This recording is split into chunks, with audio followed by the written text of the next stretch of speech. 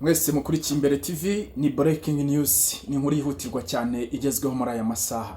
Perezida w'igihugu cy'u Burundi Evariste Ndayishimiye yamaze kugera Kinshasa, mu murwa mukuru w'igihugu cya Kongo Kinshasa, akaba yagiye kubonana na mugenzi we w'igihugu cya Kongo Antoine Felix Tshisekedi. Ese bakunzi bacu, niki kijyanye Perezida Evariste Ndayishimiye mu gihugu cya Kongo kubana na Perezida Antoine Felix Tshisekedi? Ibi bije nyuma yaho hari amakuru avuga ko umugaba w'ingabo z'igihugu cya Kongo Kinshasa ndetse n'umugaba w'ingabo w'igihugu cy'u Burundi General Prime Niyongabo baherutse guhurira Uvira mu gihugu cya Kongo Kinshasa muri Sud Kivu. Ibi byose bikaza bisanga amakuru yagiye ajya hanze avuga yuko hari kuba inama za buri kanya ziri guhuza abasirikare bakuru ba Kongo n'abasirikare bakuru b'u Burundi. Bikaza binasanga amakuru avuga yuko gahunda igezweho ari ugutera ndetse no kwisubiza ibice bitandukanye by'igihugu cya Kongo Kinshasa byafashwe n'inyeshyamba z'umutwe wa M23. Bakunzi bacu, bibaye neza mu gihe Joseph Kabila wabaye perezida w'igihugu cya Kongo Kinshasa yamaze kugera Igoma mu burasirazuba bwa Kongo mu matware cyangwa muri eneo za M23. Basesenguzi mu bya politike bati intambara none ugiye kujya yarota. Ubu mwari mwavuga iki ko intambara igiye kuba igiye gukomera magingo ngaya? Ese niki kijyanye Evariste Ndayishimiye hariya muri Kongo Kinshasa? Turi kumwe n'umusesenguzi wacu ari muri Kongo, reka dutangire tumusoza tumuha ikaze atubwire nyuma yo kumva Evariste Ndayishimiye yagiye muri Kongo Kinshasa uburyo yabyakiriye, hanyuma turebera hamwe ikigiye gukurikiraho. Turagusoje bwana musesenguzi.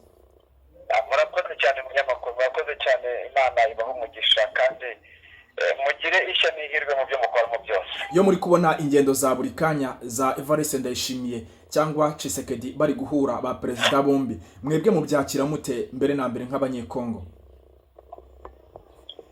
Nkatwe abanyekongo munyamakuru, nk'uko rukimbaje icyo kibazo, yego, tuzi neza yuko umuntu widekaraye utera inkunga cyangwa ukorana ku mugaragaro n'igihugu cyacu n'uriya perezida Evariste Ndayishimiye. Yego. Bityo rero kuza kubonana na perezida wacu, dore ko ari nawe mutera cyangwa se niwe mufatanyabikorwa, nawe niwe umuba hafi igihe cyose, haba mu byo kumutera ingabo bitugu, haba mu bice byose, haba no muri n'abaca mu gihugu cye baza mu gihugu cya Kongo bandi. Ni ukuvuga ngo ibi ngibi ni ibintu tumenyereye, ni ibintu tuzi kandi twebwe twishimira igihe cyose, kuko cyangwa byabaye bakomeje tukareba uburyo igihugu cyaba kimwe, kuko iyo igihugu gitatanye ikintu cyamaze gucika nko gucikamo kabiri, hari abantu benshi turi kugenda tubihomberamo nyakubahwa munyamakuru. Urabona nko mu minsi yashize uriya guverineri wacu wa Sud Kivu Jean-Jacques Purusu aherutse kuvuga ati abantu muri gukoresha ibyangombwa bisinyeho na M23, zaba attestation de mariage, zaba attestation de naissance, zaba attestation de décès, zaba za passport, ati ibyo ngibyo nta gaciro tubiha. Ni ukuvuga ngo twebwe turi muri eneo cyangwa mu gace M23 controla, ni ukuvuga ngo leta idufata nk'aho tutari twaboshywe, kuko n'ibyo badukorera babyemera. Bityo rero tukavuga tuti iyaba abaperezida bari bakomeje gufatana mu maboko, bakaba bagira icyo bakora kugira ngo igihugu cyo gucikamo kabiri, koko ureba ko M23 bakomeje kongera kwavansa, niyo nayo yafata Kongo, noneho tugendeye ku mategeko yayo bwite, bisa nk'aho bigenda biyinanira. Noneho rero na leta ya Kongo nayo kugira ngo ibohoze hano hantu hafashwe n'inyeshyamba, nabyo biri kwigora. Gusa n'ino minsi yarikuba yuko imyiteguro yamaze kuba tayari, yuko bamaze kwitegura, yuko biteguye kwisubiza uduce twose twafashwe na M23, nk'uko chef d'état-major Jules Banza Murambo yabivuze, nk'uko uyu uhagarariye zone ya gisirikari na Pacifique Masudi yabivuze. Ni ukuvuga ngo bari kuba yuko ibintu bagiye kubishyiraho akadomo kugira ngo birange. Bityo rero twebwe ururabigendo rwa Evariste Ndayishimiye hano muri Kongo, twebwe nk'abakongomani turarwishimira. Rero tuvuga tuti twebwe abanyarwanda bakunda kuvuga ngo nyir'umuringa yaje ngo ati ukamushyiramo, ukuramo ari mu kaboko ukamushyiramo. Ni ukuvuga ngo twebwe tuyoboka ahantu hari ingufu kuko twebwe ntabwo twava iwacu ngo tujye mu zindi mu tundi duce kandi usize ibyaguze kwimunda ahandi ariko ufite ingufu yagombye kuhafata akahakomera agafata igihugu cyose kikaba kimwe ntigicikemo kabiri. icyo rero twebwe uruzinduko rwa Evariste Ndayishimiye twebwe tubonamo nk'ibintu nka bigeze nko kuri wenda ntabwo nko ku bindi bigeze nko kuri bitatu. icya mbere nyine urabona yuko Evariste Ndayishimiye nawe afite ikibazo cy'uko atunze ubumwe na Tshisekedi. urabona ko hari hano za Uvira M23 yamaze kuhagera kandi kuhagera niko kototera gufata Uburundi kuko Uburundi nabwo wabangamiye kandi n'ikindi M23 ikaba yamaze kwihuza na Leta Tabara irwanya Uburundi abona yuko ataje ngo bakomeze bunga ubumwe kuva inyeshyamba zamaze kugera hariya hafi ya za Uvira cyaba ari ikibazo kuri icyo ni cyane. ikindi cya kabiri urabona yuko hari za operasiyo zigenda zitegurwa zikaba zirimo ingabo z'abarundi. za operasiyo nazo Evariste agomba kuza bakabinoza dore yuko hari amafaranga hari amafaranga bagomba kujya bagenera ziriya ngabo ziba ziri kurwana hariya ndetse bagomba kuvuganaho byerekeranye n'ingabo za Evariste Ndayishimiye ziri kuza hano muri Kongo. ikindi cya gatatu ntabwo ni nk'uko urabona yuko iriya Burundi buri gukunda gukoreshwa cyane. uzi ko bavuga bati ingabo hari abasirikari b'Afurika du Sud bashobora kuba baranyuye mu Burundi bakaza muri Kongo cyangwa se bakiri mu Burundi ariko baraza muri Kongo.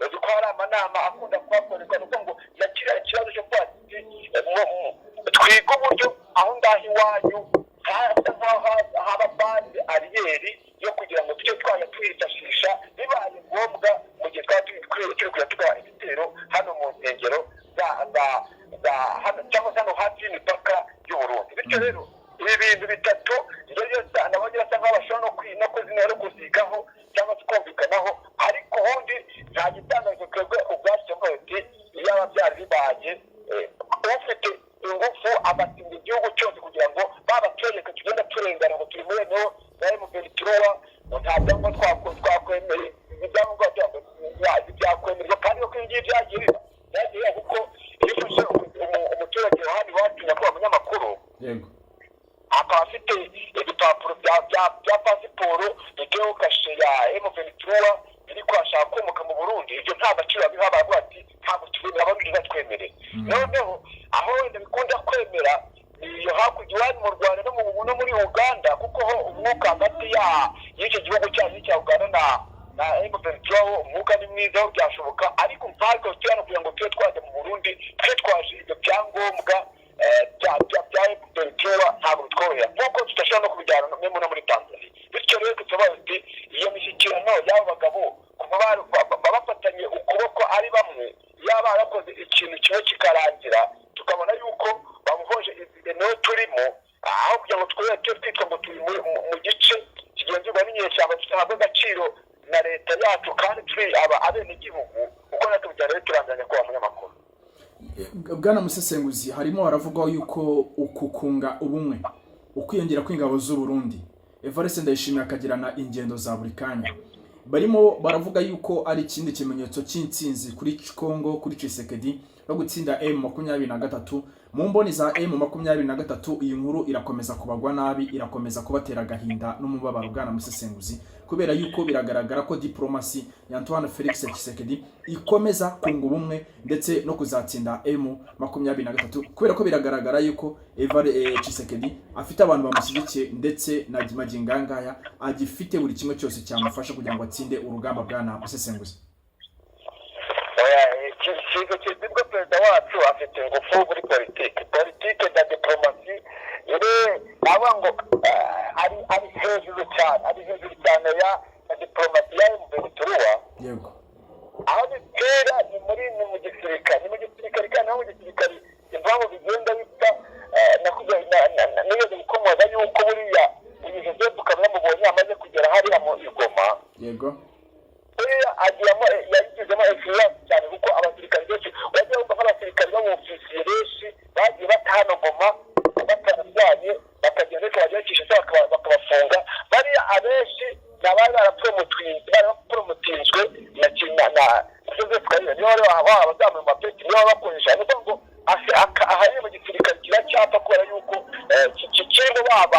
bantu bakigendera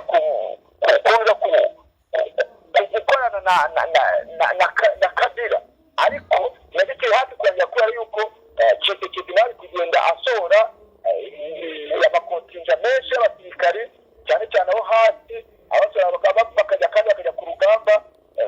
Iyo ataza nawe kuba ari kujya agira ingufu, urabona umurego M23 ifite ubu baramaze kugera za Kisangani, baramaze kugera za Kinshasa, gusa Tshisekedi nawe ntako atagira kubera yuko ari guhangana n'abantu. Tekereza iyo wumva ngo uriya Corneille Nangaa niwe wari uhagarariye amatora, niwe Joseph Kabila yavuze ko agomba guhagarara amatora, niwe bakoranaga ibintu byose, bazanye ku tuntu twinshi cyane, akaba ariwe uhagarariye uyu mutwe wa AFC.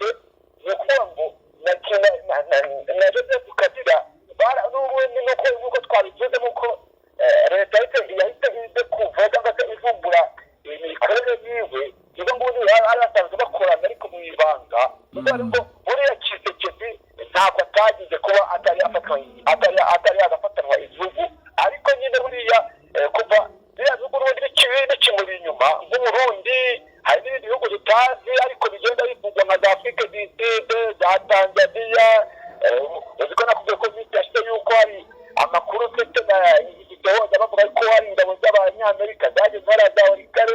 Nuko ngo muri politike Tshisekedi ari très avancé par rapport ya maza muri AFC.